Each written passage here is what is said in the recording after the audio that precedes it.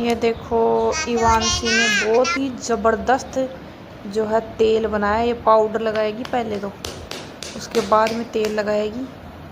तो भाई कोई हाथ में दर्द है, कोई पैर में दर्द है, सब ठीक कर देती है इवांशी। देखना अभी ये पाउडर लगा के, ये पाउडर ही नहीं निकला, अब निकलेगा।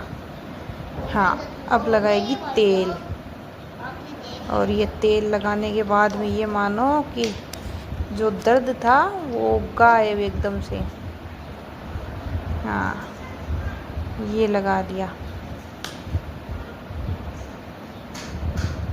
ये देखो, ये नए नए परीक्षण करती रहती है, पता नहीं क्या क्या इसमें मिलाया है इसने, कौन कौन सी पत्तियाँ अमरूद की, पपीते की, आम की, क्या क्या मिला के और बनाया है।